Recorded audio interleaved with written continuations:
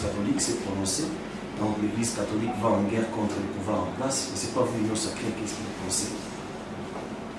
Merci beaucoup, Papa Ali, pour la question. Je crois que je ne m'adresse pas ici à l'Église catholique. Je dois beaucoup de respect à l'Église catholique parce que moi-même, je suis chrétien catholique. Je m'adresse seulement aux personnes qui s'attaquent aux politiques de la République démocratique du Congo. En fait, nous devons faire la part des choses. À l'Église, nous prions. Dans la politique, nous faisons la politique.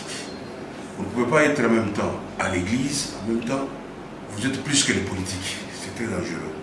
Je m'adresse spécialement au cardinal Mbongo. En fait, ces déclarations, je crois qu'elles n'engagent que sa propre personne. Ça n'engage pas toute l'Église catholique. Alors, ne vous maintenez pas rigueur. Ici, je m'adresse directement au cardinal Mbongo. Papa Mbongo, je crois que vous n'êtes pas un homme politique. Vous êtes représentant de l'Église catholique en République démocratique du Congo. C'est ce que je vous recommande, de faire l'épiscopat, de faire tout ce qui a trait, tout ce qui concerne l'Église. Parce que la politique, c'est un terrain glissant. Et c'est très trébuchant. Donc, je vous donne un seul conseil. En tout cas, ne vous imbibez pas dans la politique. Pourquoi? Parce que, je vais vous donner un exemple. Vous défendez la Constitution. C'est bien beau.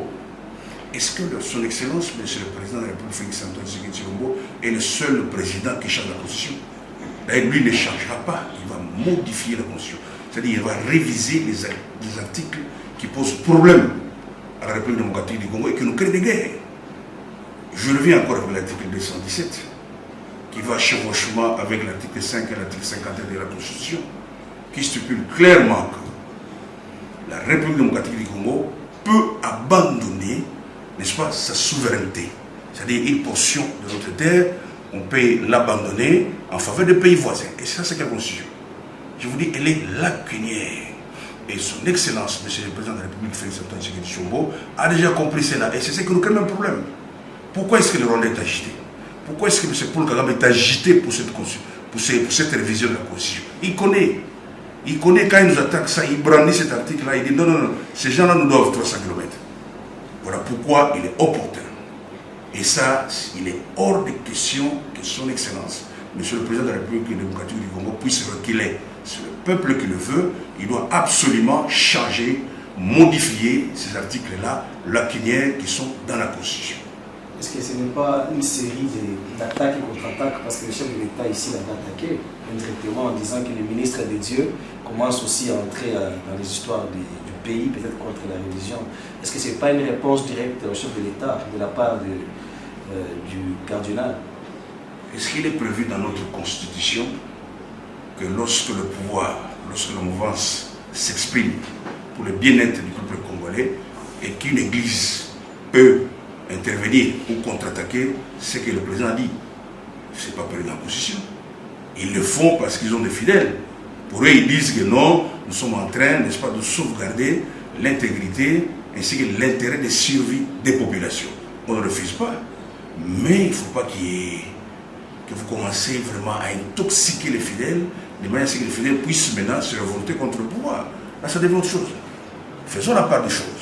Ce n'est pas la première fois qu'il y a changement de la Constitution, j'ai toujours décrié. Il y a eu changement de Constitution lorsque le président Kassavou avait pris le pouvoir. Hein? À la conférence de Luabour, on avait changé cette Constitution belge en Constitution du Congo. Le président Mobutu est venu, il a changé à 3 reprises cette Constitution-là. Parce qu'il avait vu que non, les réalités, l'accroissement de la démographie, lorsqu'elle change, il faut l'adapter par rapport à notre Constitution. Le président Mobutu avait changé 3 fois. Le président Kabila, vous êtes témoin, vous, il avait changé une fois en 2006. Et en 2011, il avait encore changé. Bon, là, je parle de révision.